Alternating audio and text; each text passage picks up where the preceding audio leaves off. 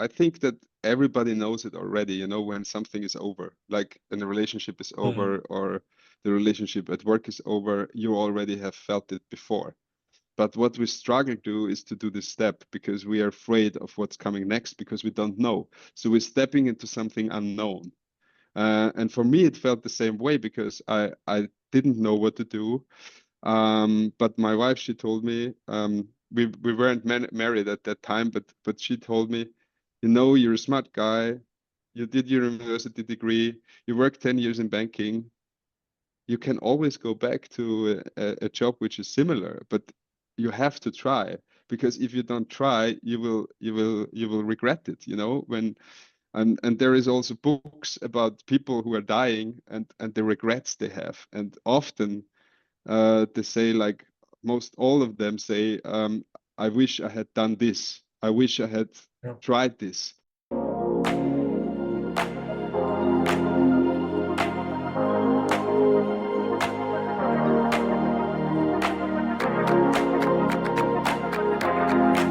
Hello, Thomas. Nice to have you on the Growth Blog podcast. How are you doing today? I'm very good. Thank you, Wilson, for having me. Yeah, good to have you. You look very green. There's so much green around you. Is that your favorite color? One of your favorite Uh, colors. my favorite color is blue, actually, orange and Okay. green. But Hmm. it reflects a little bit what we're doing in the company. So we're saving food waste, and we try to make the world a better place, and also to, you know, protect the environment and Mother Nature. Good. Well, yeah, before we go into the amazing things and the wonderful things about FoodNotify, Thomas, who is Thomas? Thomas is now 45 years old. I'm coming from Austria. It's a small Okay. country in the heart of Europe. And yeah, I was raised and born in a small village. And after that, after the school, I went to the university in Werner. And then I ended up after studies in the banking world. So that's where I started. Okay, nice once again to have you on the call. So from banking and now entrepreneurship, what happened in between? Well, what happened in between is a very good question. I think we all have like this crossroads in life, and I had this crossroad because a dear relative died very early. My uncle, he was 50 only, and I was in the midst of you know, my studies, or at the end of it. Actually, I already worked next to my studies in a bank, and I wanted to be an investment banker in order to earn a lot of money because we didn't had a lot of money, and my parents were often fighting about that. And I really wanted to start my life without this burden of the lack of anything. And although I know that we are very, you know, blessed to be raised here in Europe, but still, my uncle died, and it was like a shock for me. So it was, I think, the first time that I really got in contact with death, and that I Mm. realized it will not last forever, this life, and I should maybe think about what do I do with my life and my time here on this planet. It's interesting how grief, unfortunately, sometimes can also lead us on a journey that we probably did not think of. And again, I can imagine how that felt for you. Yeah, but what was the transition like? Investment banking, you mentioned you were studying as well. Um, Mm. so what was that transition like? What did you have to do to pivot into this path? Well, it's very, very difficult to, you know, because nobody is teaching you how to be an entrepreneur. I mean, there is a lot of books out there, but I don't believe that there is a real recipe how to do it right, because I think the answer is in everybody in the inside. If you listen to yourself, and I always had like when I remembered I was dealing also with CDs. at the time in school, and I really liked to deal and to earn a little bit next to my pocket money. And I really liked like this way of, okay, I can be my own chef, so to say, their own boss, and not to have someone above me. And after some couple of years of investment banking, I did it for 10 years. And um, with this like experience from the corporate world, and seeing what's happening there, and especially investment banking is not like a easy environment. I would say it's very competitive. Everybody wants to be better than the other person, and it's very, very much ego driven. And in the first years, I think I liked it, and I wanted to prove myself as a young uh, guy doing his and also proving, for the family. I studied, Yeah. I made it somehow. But even all this money and the success, the was not really what my heart was looking for. So when I still remember like this point when I was sitting in a bar with a friend, and we were talking about like what we're going to do in the next years, and there's only career. And I was like thinking for myself, this is not the life I want to have in the future. And I think it would be wasted in a way, because I know that I'm not like, I had this urge inside to do something for myself, but I didn't know where to start. And actually, that's, I think, a lot of people struggle where to start, because the first step is indeed the difficult one. Because when you do the first step, and that was for me to really quit my job and to tell my boss, I'm out. I don't want to do this anymore.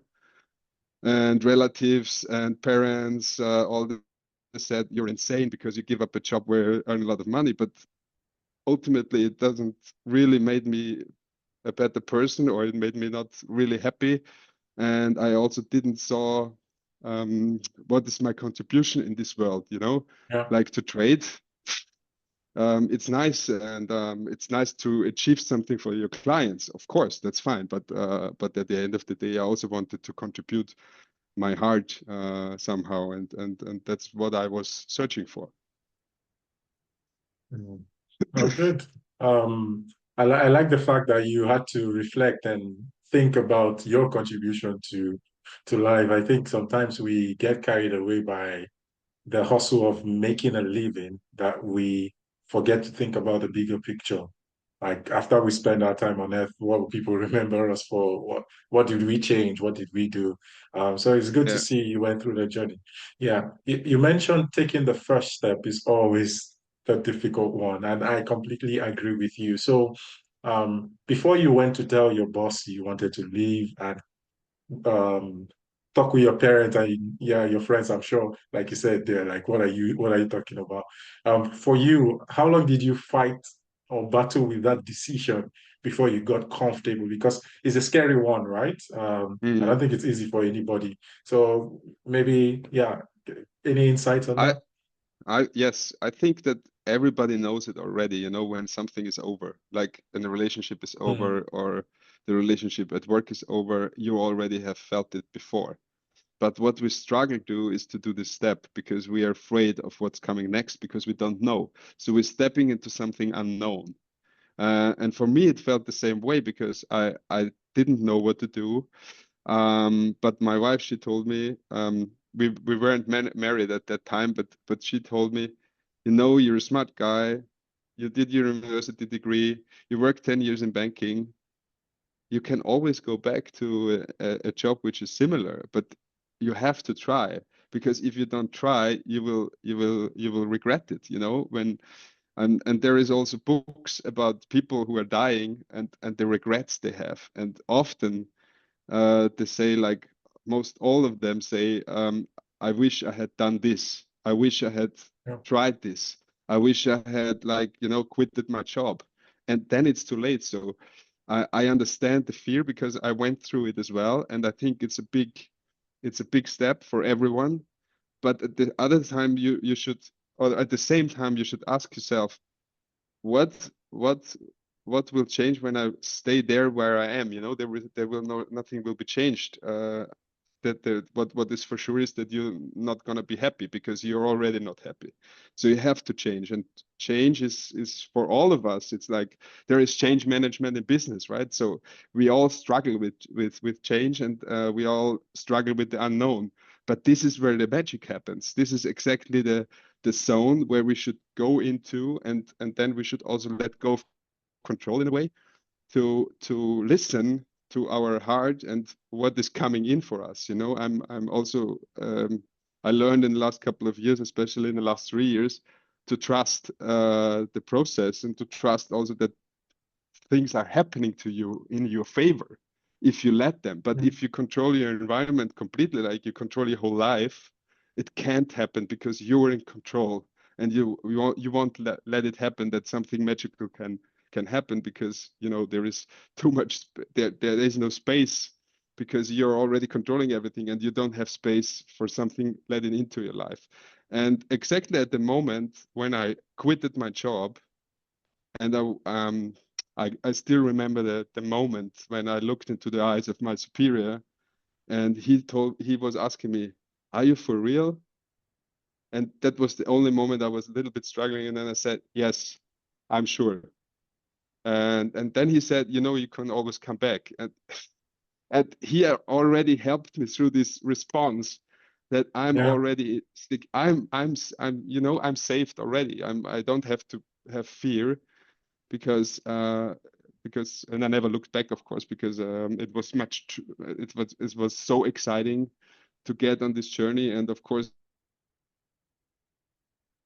I can only tell anyone who has a fear, step out, in this, make this one step, and just do it, because there's no one telling you. You have to do it for yourself. You have to open the door, and then the magic is going to happen. I'm quite sure if you follow your passion. That is the one advice I really learned. Um, I think it was from a YouTube video from Harvard, where a lot of very successful entrepreneurs have been had a slideshow and presentation, and all of them had in common this passion. So the passion is the only thing which is really really necessary, and it can be like passion for food, which is in my case. Yeah. I really love food, and I think that food should be anywhere transparent, where it's coming from, what's inside, and etc. But this passion is helping you through the valleys when there's difficult times, and difficult times and challenges are coming, and they're coming for you because you have to grow, Yeah. because you can't be a leader of a company with, let's say, 30 people, 50 people, whatever, when you're not grown, when you are like behaving like a child, when you don't have the challenges which you have to go through. So you have to see this as a process. You have to see entrepreneurship as a school for life. Yeah. You have to see it as a point where you can evolve, where you can grow. And this is something I would never change. So I would never look back and say I should do something else, or I should have done something in a different direction. My I friends. really can Yeah. say it was amazing journey, and so far, and I'm looking forward to the next couple of years, and I'm very curious about the challenges which are coming my way, because they make me stronger. Oh, good. Yeah. Just what hearing you talk about the passion. One quick question, and this will be a yes or no question. Did you cry when you turned in the resignation? Yes, no. Quick one. Yes, but Okay. after, not So there. After. not there. Yeah, because I But I can cried imagine because it's of I cried because of a relief. It was not a sad cry. It was a cry. cry of relief, because it was already growing so much inside myself. Mm, And I cry. Actually, I cry often. I think it's good to release stuff. When you're let it sad, out. be sad. Sit with it, and don't just push it away, and don't say we are emotional beings. We need to feel our Yeah. emotions. It's very important. No, good, good. And, I completely agree. I agree with that. Yeah, thank you for sharing. So let's talk food. You have a passion, and we've talked about this a bit, and we'll share with our audience. For me, I have a passion to eat well. I'm not the best cook, I have to confess, but I enjoy good food. So, food, let's talk food. What drove you into this space? Because it's not every day you see people move from investment banking to starting something relating to food, right? Not every day. So, what happened? Yeah, it's a passion actually. When I quitted my Yeah. job, I had a canvas, and on this canvas, I was told to write my passions, and it was gaming at that time. I really was a gamer, and then it was diving, traveling, and food because I really like to cook. I'm a hobby chef myself, and my grandmother she had a restaurant. I was growing up there as well, partly, and all the grandmothers they cooked fantastically. Like wow, so I much good know. food. My mother was also okay, but not at that level what my grandmother was, and it was like.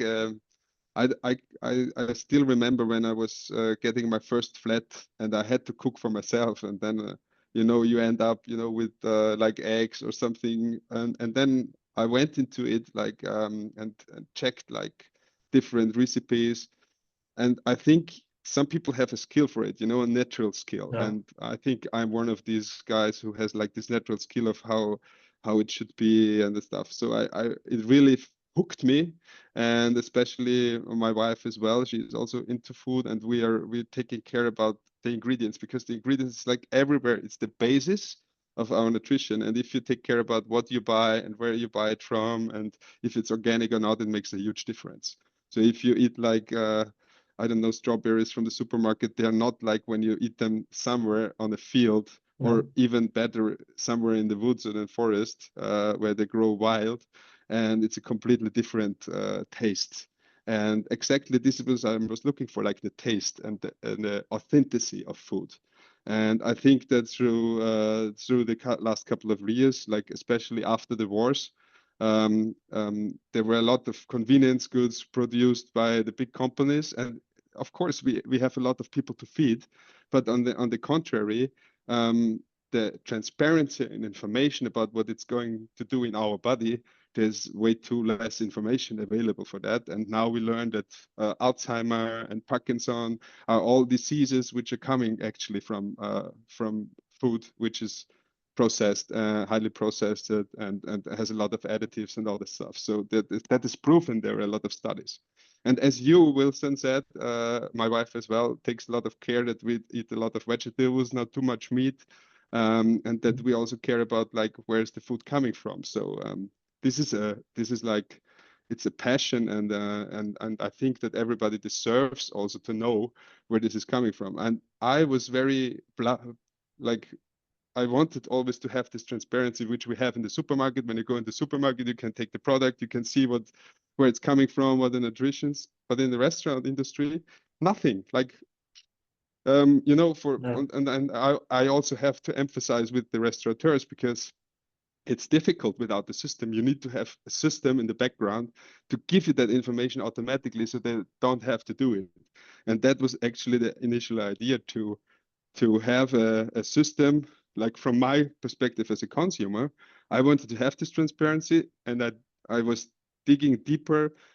How is this possible? What needs to be done in order to get this Mm. transparency? And I'm proud to say that we can do that today. So with our system, it's possible to get all this information. But in first hand, we of course help the restaurants to Yeah. save food waste. 65% of the produced food in the hospitality is going to be thrown away. So if more than a half of it, what is produced, is just going, wasted. And not to mention that a lot of people starve on this earth, and I don't understand it, and it's not necessary. It's most of the reasons are that it's not well being managed, and that the transparency for the supply chain was also not there. So that's why we created FoodNotify 11 years ago, and yeah, that's my journey with that. And I'm very very happy that we're here now and that we are serving a lot of companies in Europe, and help them to save food waste, to be more sustainable, more sustainable, and to have more transparency what's going on in their back of house. Oh, And you mentioned an interesting statistics around 65%. Was that the number? 65, yes, 65%. Wow, that is a lot that is being wasted. From your experience working with the hospitality industry, what do you think is the major reason why that amount of waste is being generated? Is it they don't even know that is how much they waste? Are they even aware of it? Yeah, what is your experience with them? And yeah, Well, there are, of course, several reasons for it. There's spoilage, yeah, of course. There's mhm, a lot of overproduction in before. So that's why, for example, companies like the Good to Go are good there in place, and they're going to save the food which is already overproduced. But as a restaurant, you have to understand that what you don't want to have is that your best seller is not available because your products are not anymore there. So people in restaurants tend to order more than they are actually needing.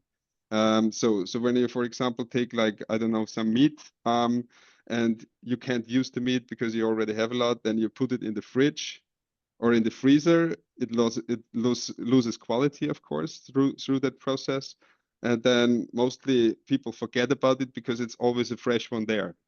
Because people mhm, always reorder, your stuff is not really managing it. And the question is, when you have, like, for example, we are focused on the QSR sector, and the QSR sector, it's like you have a lot of locations, and how to measure and manage that on a big scale. Even in a small restaurant, it's difficult to measure food waste because you have to put everything now with pen and paper or in Excel. Who is doing that? No one. yeah, So actually, what we did is that we have an app where you can order all your goods, but you of course can also say, this is food waste, and I just look at the article or I scan the product and say, okay, I had to spoil this because it was, I don't know, something expiry date was already due or yeah, whatever it was the reason. And then you can look into the data, because what we actually doing is to provide you the analytics in order to find out where is the problem. And a lot of restaurants don't care so much because business is going on. But now, through this whole pressure on the industry regarding staffing, it's very difficult to find the right people. The inflation is going to get higher, so food costs were rising.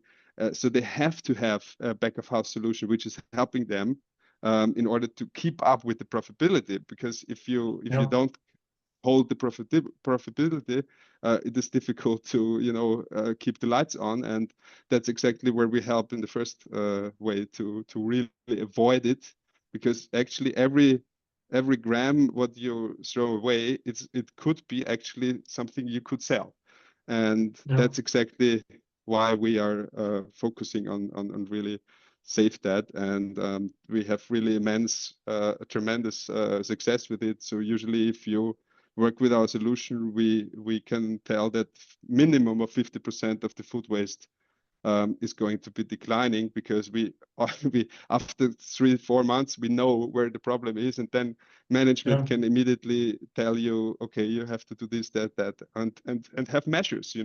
What you can measure, you can also change, but if you yeah, don't know it, yeah, how indeed. to do it. Wow, that is just remarkable. Digitalizing like the as much as possible the entire value chain.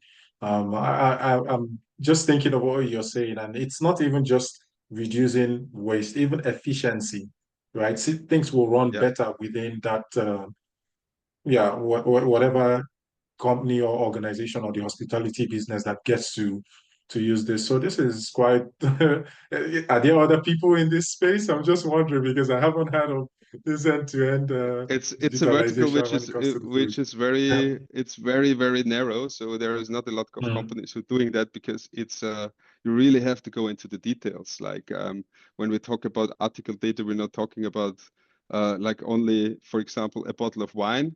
We talk mm, about the bottle of wine, like what is the grape, uh, how many milliliters are in it, what is the actually year it was, and all the information around it, and also what is the packaging. So is the packaging 6 bottles in one package, or are we talking about something 12 or whatever? So we need a lot of Yeah. detailed information, because every information is also used in the inventory. So when you order something, it's not the same that you want to count, because if you get Yeah. like a box, for example, you get the box, but you have to know what's inside. And if in the box is like 50 smaller packages, you need to know how much milliliters or grams is in that actually smaller package, and then you can really do the inventory in a proper way, and then you get to that actually really important questions and numbers which you have to ask, because the restaurant business is a business, and it's living with Yeah. KPIs, so you need KPIs. Good. Your journey so far has shown a lot of dedication, a lot of innovation, and these are qualities that modern day entrepreneurs, some of them, I think they lack. People want to get rich quick. People want to just start a business and in a couple of months, and maybe because we have so many celebrated quick gainers, but the question is sustainability. So from your experience now as a full-time entrepreneur running a business, running a company, what are some things you say to people looking to come into the space and those maybe in the early part of their career as entrepreneurs, just to help them maybe rethink some of their practices and what they believe in to have a more Mm. sustainable career here? Yeah. Um, I think there is only one recipe, and this recipe is listen to your heart. And I really mean that, because in this world which we are living right now, everything is like conditioned, right? So when you go into the school, you're conditioned. When your parents condition you as well. So everything is like experience, which is giving from one hand to another. If it's like the authority, the government, or the parents, or the school, it doesn't matter. The question is, are you aligned with it or not? And you have to listen to yourself, like, is this really what I want? Is this really how I want to live my life? And you can really ask everything around you, if is this the reality you want to live in. So I urge everyone to really take a look from another perspective, because um, you mentioned money. Money is an invention of us as humans, because we have to exchange goods, right? Yeah. It's an invention. It's also a conditioning somehow, but at the same time, it gives us a value. So we want to work for something which brings us a value, but not only a living. So I really strongly have to distinguish these two, because Yeah. to make a living is something which is important, and you need to have like all the basis information, like medical support. Yeah, you need food support, everything you need for living. But in the world which we are living now, it's not about money. It's about, I think, a lot of people just looking for that spark.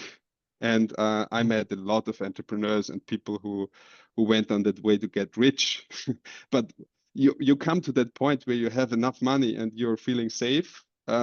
Something is missing, because it's not fully there. You are not fully there. You didn't do what you really needed to do, or what you really want to do, what your heart is longing for, like what is the passion, what is the fascination. That's actually Mm. that what I want to this spark, to ignite this spark, and to believe, yeah, I can really be a musician. I can really be an artist. I can really be an entrepreneur of a tech company. I can really be, like, for example, a dog sitter, whatever it is, you want, and your heart is longing for.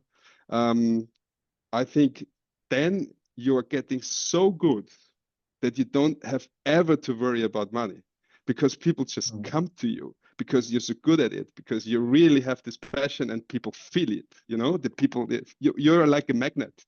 They just come to you and you don't have to worry about anything. But you have to really follow your heart. Oh, good. I like the passion. I like the vision.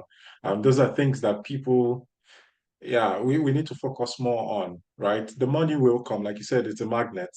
When it finds when that value is created, it attracts it. And We just need to be Yes, aware of this and try to build sustainable things that really have impact to people's life and the world we live in. So thank you for sharing passionately as well. I can see it's a topic you're quite passionate about. Um, Now, work-life balance means different things to different people, right? And this will be the final point for us today. Um, as an entrepreneur, what does that mean for you, and how do you try to ensure that you take care of yourself, your mind, your body, those around you to constantly deliver? that is the absolute non-negotiable and most important part you just mentioned is the self-care and the self-love. And self-care is one part, but self-love is another part, and they go together, of course. But self-love is also to do with that you are aware about who you are and where you're at, and if there are any traumas, maybe from your childhood or wherever, work on it. Go to someone who is listening to you, work on that traumas. Everyone has a trauma. I've never met anyone who doesn't have any trauma. So you have, and you really should work on that because it's going to, if you release these blockages, you're going to get more to yourself. And the more you are with yourself, the more you get confidence. And the more you get confidence, you are able to step out of the fear, and self-care is an integrated part of it. Like when you do the work and you work on yourself with someone or alone or whatever you do, there are multiple ways how to approach this. But if you do the work, and then you also have to take care about yourself, like what is your mecca of soothing. Yeah, that could be I like to hike, or I'm a kite surfer. I like to be out there. I like to be with the wind and with the water and with the nature and to really feel it. And for me, this is like a complete cleanse of energies, and not only energies, but also to just get my head free of everything and not to think about anything. And there I have the best ideas because they're just coming in. So when I'm not thinking about anything and I'm just caring about myself, watch a good movie, read a good book, play the guitar, all these things which are good for us in order to not focus only work, work, work, and stress, stress, stress. Stress is No. also like really making us sick, so we really have to avoid that. And often it's difficult, to distinguish between where you're at. Like when you're, for example, in fear, and you don't realize that you're in fear, it's a problem. Then you start to know, like clinching and trying. I have No. to solve this. I have to solve this. I'm so stressed. I have to solve the focus. It's not going to happen. You will not solve it. You need to step back, relax, even if it's difficult because maybe there's a timeline or whatever. Meditate for 10 minutes with your favorite music, whatever. Do something for you, and it will help you to focus again and to maybe find another perspective. But when you're at something, it's fight or flight, and fight or flight doesn't help anyone. So we really need to find a way out of this situation. And mostly, it's only in our head. It's not that anyone is putting the pressure on us. We taking also the pressure, and then we let it. We let the people control us No. with this pressure. But we also have the ability to not take it or transform it in something better. And I think that is very crucial for any one in this world, not only for entrepreneurs, but especially for them because they are often alone on the journey. Oh, good. Self-love, self-care. I love that we need to look out for ourselves. We need to enjoy what we do, find a way to just unwind, and ideas do come from them. Thank you. And yeah, if people want to connect with you, I know you're a busy person, but how do they connect with what you're doing and yeah, get to learn from you? Yeah, I mean, I'm very open. Usually, it's not like that. I'm not approachable. I'm an approachable person. I'm mostly on LinkedIn. If you want to write me a message or you want to exchange, or I'm open, and I'm really love to hear from you and your journeys. And of course, I'm also here to give you advice if you want. How was my personal journey? But again, it's everybody's own journey, and we can also be like as humans, we are always mirrors, right? So we're trying to help us through our connected system. And I think that everyone who is listening to this is already at the right space, because these are people who want to learn, who want to evolve. And so I'm happy that you're listening to us. And thank you, Wilson, again for this really nice opportunity. No, thank you. Thank you so much. And to our viewers, please look out more for what Thomas does and yeah, connect with his work. Bye for now and enjoy the rest of your day.